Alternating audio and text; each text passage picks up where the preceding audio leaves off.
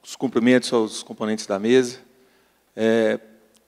cumprimentando todos os congressistas, na pessoa do meu amigo Leonardo Beraldo, agradecendo o convite. Estou muito honrado por participar desse evento, um evento grandioso, um momento histórico para nós que militamos aí, operadores do direito e que gostamos do direito processual, estudamos o direito processual. Então, tenho que parabenizar a coordenação desse evento, o professor Diélio, o professor Leonardo, que realmente é um evento grandioso que vai ficar na história aí, de Minas Gerais. Espero que, como esse, venham os próximos, para que nós possamos estudar e entender cada vez mais esse novo Código de Processo Civil. Eu confesso para os senhores que eu me senti muito desconfortável. Quase que eu me levantei e fui embora por ocasião do primeiro painel, depois que eu vi a exposição do PowerPoint do professor Wesley.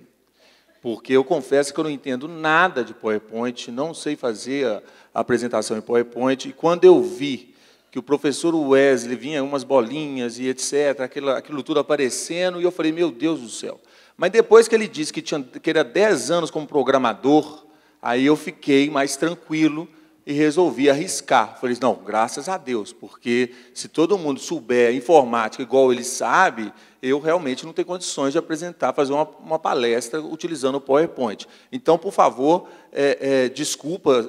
peço desculpas antecipadas, porque minha apresentação no PowerPoint, vocês vão ver que não tem nada de tecnológica. Realmente, são alguns apontamentos, aquilo que eu achei que é importante destacar, sobre 2 temas muito importantes para nós operadores, os senhores advogados, para os juízes, para todos nós que lidamos com o direito processual, que são 2 atos ou 2 peças importantíssimas e que têm um destaque nesse novo Código de Processo Civil, que é a petição inicial e a contestação no procedimento comum, que é esse procedimento padrão.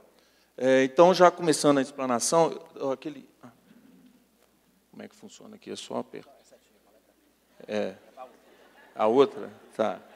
O cronômetro já começou, já perdi 2 minutos a minha explanação, só para pedir essas desculpas antecipadas. Então, vamos lá. Bem, inicialmente, gente, destacando realmente o novo Código de Processo Civil, um diploma legislativo, podemos dizer, inteiramente democrático, produto de sua gestação, né, elaboração, esse amplo debate e a sua aprovação integralmente no regime democrático é algo histórico, por isso que esse novo diploma realmente tem que ser valorizado. Como toda obra humana, não é perfeito. Temos críticas, depois a doutrina, a jurisprudência vai aprofundar nessas questões, mas, com certeza, é um diploma que merece nossos aplausos. E, por isso, essa visão que nós temos que ter desse novo código é uma visão dentro desse contexto que os professores, na verdade, repetiram isso ao longo da palestra, começando com o Humberto Teodoro ontem na abertura, do contexto do processo constitucional. Então, a nossa interpretação aí do novo código sempre tem que levar em consideração os parâmetros que a nossa Constituição estabelece. Por isso, eu coloquei algumas diretrizes que os senhores já estão percebendo. Esse novo código, para que nós possamos interpretá-lo, entendê-lo, a gente tem algumas, que eu denominei de diretrizes, que norteiam todos os atos do código, essa organização sistemática que o código fez em livro geral, parte especial, bem didaticamente dividido para que possamos estudá-lo e entendê-lo muito melhor que é o de 73. Eu coloquei algumas diretrizes para que a gente entenda os procedimentos ou os atos processuais. Primeira diretriz é a simplificação dos procedimentos. É notório, é evidente pela organização do Código a desburocratização do processo. Aquilo que o advogado precisava de 5 petições para resolver, aquilo que abriria novos números, que até para os alunos, os estudantes que estão aqui também presentes, mas Daniel, é um novo processo, porque tem um outro número? Não, um outro número aí é só para fins de tramitação, isso não é um outro processo, faz parte do processo, é um mero incidente, agora vai acabar. Tudo através de um ato só, o advogado vai poder resolver. Isso aplica também para as tutelas provisórias. Então, isso é uma facilitação no manuseio do processo. O processo não é um fim em si mesmo. Ele tem que servir à pacificação, servir à solução dos conflitos. Ele não pode ser um entrave, um formalismo para a solução dos conflitos. E no Código 73 a gente tem formalismo demais. A jurisprudência defensiva, o senhor sabe muito melhor disso do que eu, o tanto que é o formalismo para travar aquilo que interessa ao cidadão, que é a solução final do conflito. Bem, então a primeira diretriz, simplificação. Segunda diretriz, o contraditório substancial. Aquela história do juiz oráculo, o juiz onisciente, onipresente, que surpreende a parte, o advogado à parte, surpreende todo mundo, porque ele tem uma decisão na cabeça dele, com o fundamento que ele acha melhor, e pronto, acabou. Isso não existe mais. Na verdade, já não existia, mas era aplicado. Mas agora, o viés do novo Código é o viés do contraditório substancial, é participação, é diálogo, é o processo comparticipativo, dialógico. Isso o professor Diele Nunes defende muito bem. Agora, o provimento jurisdicional é construído a partir do debate, não é uma criação do juiz, da onisciência do juiz, não. É o debate que vai construir. Então, a participação de todos os sujeitos do processo é essencial. E o juiz, inclusive, faz parte desse contraditório substancial. O professor Bretas falou muito bem, é informação, reação, diálogo e influência. Não podemos interpretar o Código sem considerarmos isso. Tá? É um parâmetro, é uma diretriz essencial. E com natureza, podemos dizer tranquilamente, natureza constitucional. E a terceira diretriz, obtenção do maior rendimento possível do processo. Esse negócio de indeferir petição inicial por inépcia, extinguir processo sem resolução do mérito, não. O novo Código quer aproveitar os atos o máximo possível, tentar extrair dos atos a validade, ou obter essa validade para que o processo prossiga, para evitar extinções prematuras sem julgamento do mérito. Então, o novo Código, questões relacionadas com matérias de ordem pública, que antes ensejariam uma extinção prematura, agora nós veremos, quando nós começarmos a falar das questões da contestação e da petição inicial, que são situações que vão permitir uma correção para que o processo seja aproveitado, para que o processo prossiga, para que ele alcance o seu fim, que é a prestação jurisdicional. E não uma extinção sem julgamento de mérito que não interessa a ninguém, né? Nem mesmo ao réu, no contexto do contraditório substancial. Bem, eu voltando. A petição inicial no novo CPC. Artigo 319.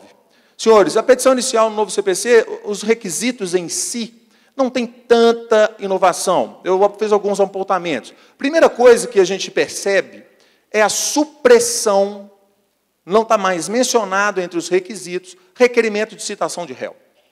Não precisa mais fazer requerimento de citação de réu. O processo inicia mediante provocação da parte, depois dali, impulso oficial do juiz.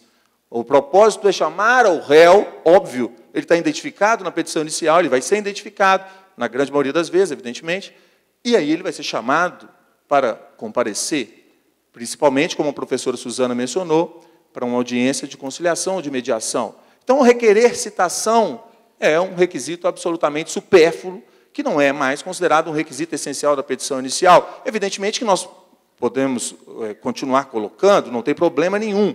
Uma petição inicial sem requerimento de citação não terá vício absolutamente nenhum. Tá?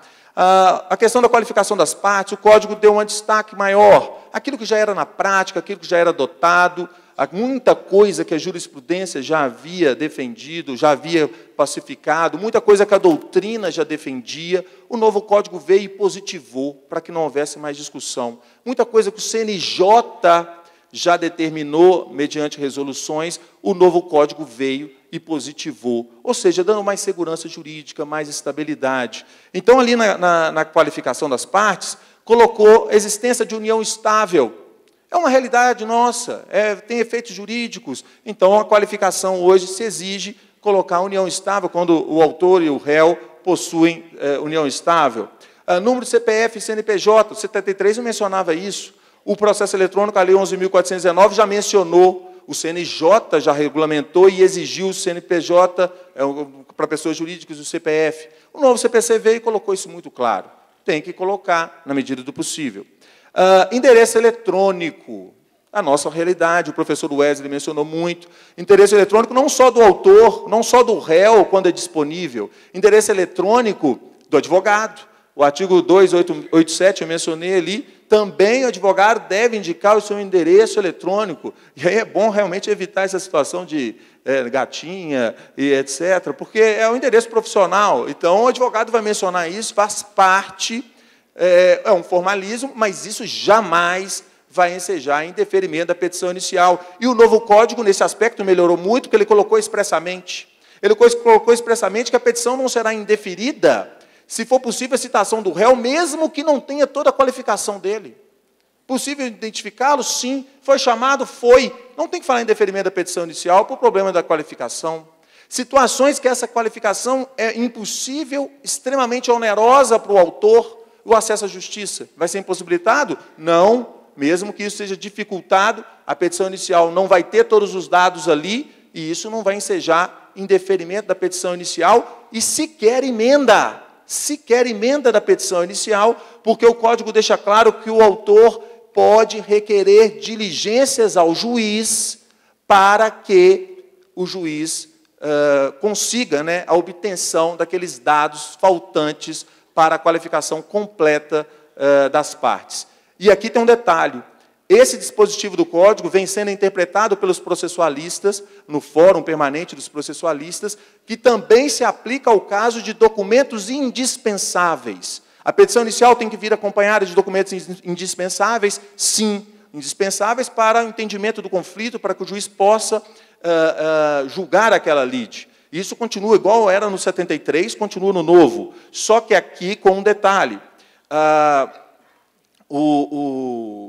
A parte autora, se ela não dispuser desses documentos, a petição inicial dela também não vai ser indeferida se ela solicitar ao juiz, requerer ao juiz diligências para a obtenção desses documentos. Então, é possível a petição inicial vir sem documentos indispensáveis, desde que o autor justifique e requeira diligências para a obtenção de tais documentos no curso do processo. Isso é uma interpretação ampliativa dessa hipótese, porque a hipótese da lei, do novo CPC, é para a obtenção de dados de qualificação, diligências posteriores. As situações de conflitos de terra, que não sabe quem é o invasor, desconhece, os dados podem ser obtidos posteriormente mediante diligências. Mas, no caso de documentos também, a interpretação doutrinária, bem incipiente ainda, vem entendendo que seria, sim, razoável, posição com a qual eu concordo. Vai eu voltando. Gente, o último requisito, a professora Suzana já mencionou, que é a opção do autor pela realização ou não da audiência de conciliação ou mediação, dependendo do conflito, da situação do caso. Aqui também vai ensejar muitas polêmicas. Eu tenho um posicionamento que pode ser um pouco diferente da professora Suzana. Bem, primeira coisa, é um requisito muito simples, o autor vai ter que dizer na petição inicial se ele quer ou não essa audiência. Conciliação ou mediação, dependendo da situação, a professora Suzana já disse. Silêncio do autor, se ele não disser nada. Interpretação, concordo, acho a mais razoável, é porque vai ter audiência de conciliação ou de mediação e o juiz vai designá-la. O autor não mencionou, inclusive é um requisito que, se faltar na petição inicial, também não tem problema. Não mencionou se quer ou não audiência, é porque quer. Então, vai ser realizada a audiência. O não comparecimento injustificado, tanto do autor quanto do réu, a professora Suzana também mencionou, multa de 2%, mas não é para a parte contrária, não. É para o poder público, para o poder judiciário, no caso do Estado, judiciário estadual, União, judiciário federal. Não compareceu, multa de até 2% sobre o valor da causa. E aí vai ser revertido para os cofres públicos. Isso não gera extinção do processo, nem gera revelia do réu pelo fato de ele não comparecer. Essas situações específicas de procedimentos especiais não se aplicam no procedimento padrão aqui. Hipótese de não realização da audiência. A lei coloca duas. Quando ambas as partes não quiserem, ou quando não for admitida a autocomposição. O questionamento que eu faço, e aí indago para que os senhores pensem, reflitam a respeito, só são essas duas hipóteses? Podemos interpretar isso taxativamente ou podemos interpretar isso exemplificativamente? Tem outras situações que a lei não previu, como a audiência pode impedir essa audiência de conciliação, mediação. Eu que milito, atuo, sou juiz da Justiça Federal. Tem situações que não há proibição da lei. Não há proibição nenhuma. Mas quem é o maior cliente do Poder Judiciário, gente? O Poder Público. Tem situações que o Poder Público, com a lei permitindo, ele não faz acordo. Reiteradamente, ele não faz acordo. O autor quer, o réu não. Pela leitura do código, vai ter que ter audiência. Só que vai ter 200 mil. E o Poder Judiciário não vai fazer nenhum. O Poder Público não vai fazer nenhum acordo. Porque ele não faz. Naquele assunto, ele não faz. Porque ele tem uma tese que ele entende que vai ser vitoriosa. E naquele assunto, ele não faz. Não tem proibição. O autor quer, o réu não. Será que, nesse caso, teremos que marcar essa audiência? Será que esse era o propósito da lei? No primeiro momento, parece que sim. Porque se o autor quer, vai ter que ter audiência. Se o autor não quer, mas se o réu quer, vai ter que ter audiência. Será? Essa é a pergunta que eu faço. Será que esse rol é taxativo? Será que não pressupõe vontade de ambos para que essa audiência possa acontecer? Será que o propósito da mediação e da conciliação é isso? Eu entendo que nós temos que mudar a cultura. A cultura, o diálogo, realmente tem que mudar. Mas eu não sei se, por determinação legal obrigatória, se o propósito, que é conciliar ou mediar, vai alcançar o seu intento. Eu não sei, tenho dúvidas, então só estou colocando para vocês uma coisa que é comum na minha vida profissional, que eu lido o tempo inteiro, situações que, quando o poder público é o litigante, nós sabemos que ele é o maior cliente do Poder Judiciário, e isso vai acontecer muito, sobretudo quando o poder público fizer parte daquela relação processual. Essas duas hipóteses não serão suficientes, porque senão nós teremos audiências absolutamente infrutíferas, em sua grande maioria das vezes. Se mudar a cultura, nós podemos repensar tudo. O poder público tem que ser o ator principal dessa mudança de diálogo, essa mudança de cultura. E o nosso poder público, ele não está nem aí para isso, não. Continua recorrendo em situações de repercussão geral, com o Supremo já definindo a questão. Continua recorrendo em situações que o STJ já definiu as questões infraconstitucionais. Uai, ele está recorrendo por causa de quê? Ele ainda acha que ele vai conseguir ganhar. Ou ele ainda acha que vale mais ganhar tempo do que resolver a situação agora. Então, nós temos que repensar nisso, considerando o viés do poder público. Tá? Bem. Aí eu voltando. Ô, gente, voltei tudo agora. Meu tempo está só acabando. E falta 2 minutos. Emenda da petição inicial, gente. Prazo de 15 dias, já falaram do prazo.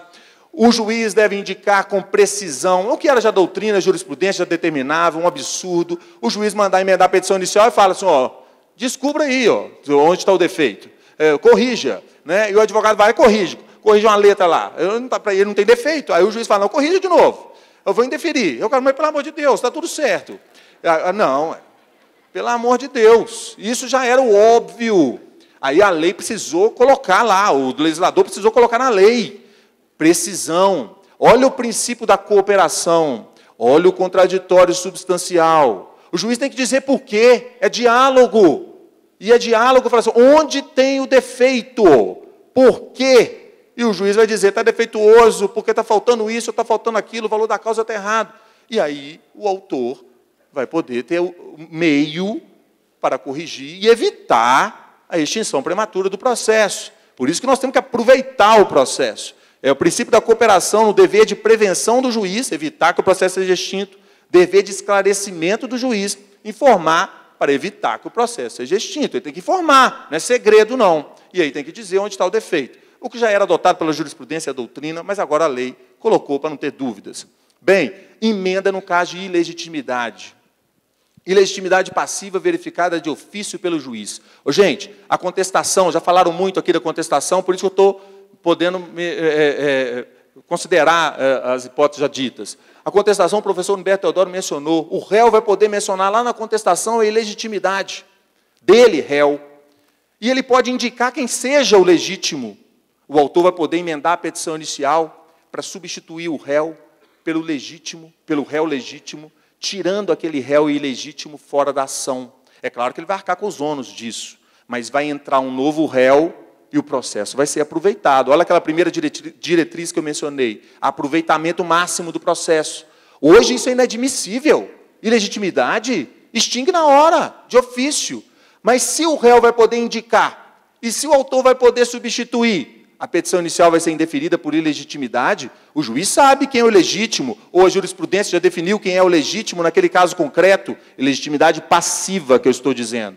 O juiz, ao invés de indeferir a petição inicial por ilegitimidade passiva do réu, ele vai virar para o autor e fala, considero o réu ilegítimo, autor. E eu considero ilegítimo, e considerando o novo dispositivo do Código, uma interpretação sistemática do novo dispositivo do Código, autor, corrige a petição inicial para substituir o réu pelo réu legítimo. Porque esse que está aí não é legítimo.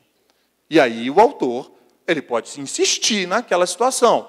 Evidentemente, pode ensejar um indeferimento nessa hipótese. Mas, fora isso, ele poderá substituir, corrigir uma situação que envolve condição da ação, que hoje é tida por um vício insanável, e aí o processo retomar seu curso normal. É essa que é a interpretação, é uma interpretação que eu acho muito boa, que é o enunciado 296 do Fórum Permanente dos Processualistas. Senhores, improcedência liminar do pedido. E meu tempo se esgotou. Mas eu vou fazer só um parênteses aqui, eu vou descumprir deliberadamente o tempo, peço licença ao presidente da mesa, e peço desculpas também. O professor Leonardo Beraldo me disse que eram 30 minutos, princípio da confiança. Eu me baseei nisso. Preparei tudo, cheguei aqui, fui surpreendido que eram só 20. Eu falei, gente, ele me avisou 3 meses atrás que eram 30. Então, eu preciso da confiança, eu peço licença aos senhores, que eu vou continuar só mais um pouquinho, não vou chegar nos 30, não, tá? Mas só para... Nesse caso é sem contraditório, para ele não justificar. Vamos lá, da improcedência liminar do pedido. Gente, improcedência liminar do pedido é o nosso famoso atual 285A, que é o julgamento das causas repetitivas de forma imediata, no caso de matéria de direito, sem necessidade de ilação probatória, quando for totalmente improcedente o pedido do autor, óbvio, e quando o juízo do caso concreto já tiver julgado mais de uma causa sobre aquele assunto. Ele simplesmente repete a mesma sentença. Ou seja, é a jurisprudência do juiz.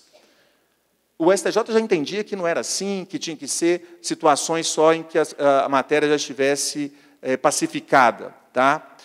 Uma interpretação, no meu ver, contra a legem, porque a lei não diz nada disso. A lei do 285A é quando o juiz já tiver julgado e ele pode repetir a sentença se aquilo é matéria exclusiva de direito e pedida totalmente improcedente. Celeridade. O propósito desse 285A é celeridade. Mas aí, realmente, esse é o posicionamento doutrinário da jurisprudência. O novo Código veio e falou assim, não, então vai ser julgamento imediato, sim, nessas situações. Quando? Quando não for necessário a instrução probatória, e, aí o segundo pressuposto, quando as situações envolver jurisprudência pacificada. Essa é a primeira hipótese, e na outra, quando envolver prescrição ou decadência. Jurisprudência pacificada, o novo Código, questões polêmicas, depois o professor Dielli vai falar dos recursos, a questão dos precedentes vinculantes do novo CPC. No artigo 927, fala lá, os juízes de primeira instância são obrigados a adotar nos seus julgamentos súmula do Supremo Tribunal baseada em Constituição, súmulas em questões constitucionais, súmula do STJ em questões infraconstitucionais, julgamento de recurso repetitivo pelo STJ ou com repercussão geral pelo Supremo Tribunal Federal, desculpem, a súmula do Tribunal de Justiça em questão de direito local. Não, isso, desculpa, não está no precedentes vinculantes, não. Isso está na hipótese de julgamento liminar. Precedentes vinculantes é os repetitivos, o súmula do STF, do STJ, os repetitivos, e agora eu me esqueci do último. Não, desculpa, incidente de resolução de demandas repetitivas e assunção de competência, outros incidentes previstos para pacificar a jurisprudência. Ou seja, se o pedido do autor for contra alguns desses posicionamentos já firmados, o juiz poderá, liminarmente, rejeitar, julgar improcedente o pedido do autor. Se o pedido estiver afrontando esses posicionamentos já pacificados. No caso de prescrição e decadência, não. Aí, pressão da decadência, o juiz pode ver de ofício, é isso que prevalece na doutrina da jurisprudência, aí não precisa haver posicionamentos pacificados sobre aquilo. Cabe ao juiz indeferir liminarmente o pedido, julgar improcedente, né, rejeitar o pedido com base na prescrição e da decadência. Hoje, o novo CPC permite que haja parcial, o julgamento liminar parcial. É uma interpretação também, não está expresso. Se um dos pedidos, no caso de cumulação de pedidos, versar ou for contra uma jurisprudência pacificada, nesse aspecto de súmulas, julgamentos repetitivos, etc., o juiz, naquele pedido, já poderá rejeitar liminarmente aquele pedido do autor. Isso é a chamada decisão de mérito que tem força para fazer coisa julgada e que é passível de ser atacada por agravo de instrumento. E aí o juiz poderá julgar parcialmente a lide. O novo CPC hoje permite a cisão de julgamento. Julgamento de um lado e o processo continua do outro. Então, o processo vai continuar em relação aos pedidos, que não há contra eles nenhum posicionamento já firmado. E aquele que já contraria, vai haver o julgamento antecipado. Julgamento liminar, desculpa. Gente, olha só, a questão da contestação, muitas pessoas já abordaram, então eu vou ser muito rápido aqui, vocês me desculpem, eu extrapolei o tempo, estourou tudo. Tá? Eu considerei 30 minutos, então eu sou inocente nessa situação. As preliminares da contestação. Preliminar, o que mudou foi isso. Os incidentes, exceções, não existem mais. O advogado vai fazer tudo na contestação, graças a Deus. E tudo vai ser resolvido no curso do processo. Então, preliminar de competência relativa ou de competência absoluta, o professor já disse no início, vamos pular, graças a Deus. E aí, incorreção do valor da causa, impugnação do valor da causa, gente. O instituto mais ridículo do 1973, e agora vai ser preliminar a contestação. Mas isso tem muita importância e já era desuso. Por que já era desuso? Aí eu estou falando isso, desculpem, estou falando mais por causa da Justiça Federal, porque o juizado na Justiça Federal, a competência é absoluta em razão do valor da causa. Então, os juízes de ofício já verificavam o valor da causa, mandavam corrigir o valor da causa, sob pena para recolher as custas, no caso, para corresponder o correto proveito econômico do processo, e, se fosse de valores inferiores, para declinar para o juizado. Então, o valor da causa tinha uma repercussão, ou tem uma repercussão importante, principalmente na Justiça Federal. E agora, com o novo CPC, vai ser mais simples, porque qualquer situação ou impugnação do valor da causa vai se dar no próprio corpo da contestação, sem prejuízo do juiz verificar de ofício e mandar corrigir o valor da causa e pagar as custas complementares sob pena de extinção. Bem, ilegitimidade passiva, que eu mencionei para vocês, o réu alegando ilegitimidade passiva, uma figura parecida com a nomeação à autoria, parecida, mas não é. A nomeação à autoria, pelo amor de Deus, o Instituto Anacrônico de Intervenção de Terceiro, que acabou, e agora o réu vai ter a possibilidade de indicar que não é ele, mas que é outro. E se ele faz isso, o autor tem duas situações.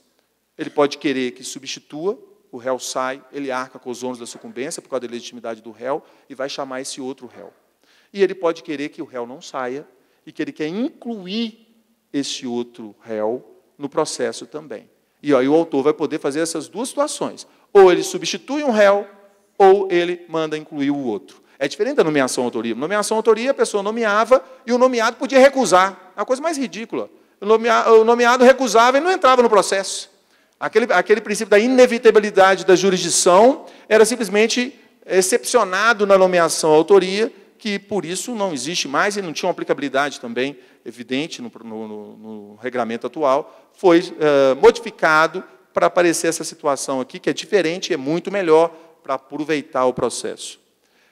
Gente, impugnação à justiça gratuita, também preliminar, vai evitar aquele procedimento da lei velha, lá de 1950, da justiça gratuita, que é um procedimento em apenso, que vai ter que ser julgado por sentença. Olha que coisa mais louca. Isso aqui vai ser julgado durante o processo, no curso do processo, por decisão. Desculpa, excedi demais. Os prazos para os juízes em palestra também são impróprios. São. Boa. Gostei. Foi boa essa. Boa. Gente, desculpa, perdão. Para finalizar, prometo, reconvenção. Eu vou finalizar. Reconvenção do réu no novo CPC. Melhorou demais. Agora podemos dizer que é pedido reconvencional. Porque é dentro da contestação. É dentro da contestação, mas é autônomo. juridicamente, processualmente falando, é autônomo. Significa que se a ação principal foi extinta, o pedido reconvencional prevalece. Então, não confunda, não pense que agora virou pedido contraposto, não. Pedido contraposto é sobre os mesmos fatos, que só vai ser a aplicabilidade dele nas ações possessórias, nos juizados de pequenas causas. Agora, aqui, continua sendo reconvenção, podemos dizer, pedido reconvencional, vai ser dentro da contestação. Agora, vai precisar de um corpo, de uma petição inicial, representando a reconvenção? Eu penso que não. Vai precisar de nome? Eu penso que não. Não tem que ter nome.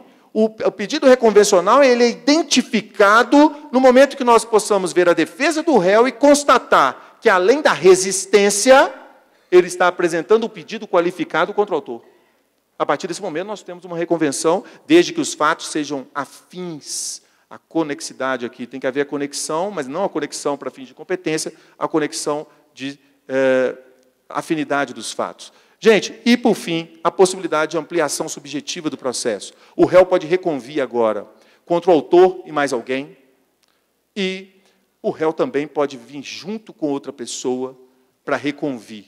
Aí o juiz chora, né, nesses tipos de casos, porque vai ser, para mim, vai ser uma confusão, é uma confusão, mas foi a posição da doutrina majoritária e do STJ por questões de praticidade, economia processual, para julgar tudo, matar tudo no mesmo processo, a inclusão de terceiros.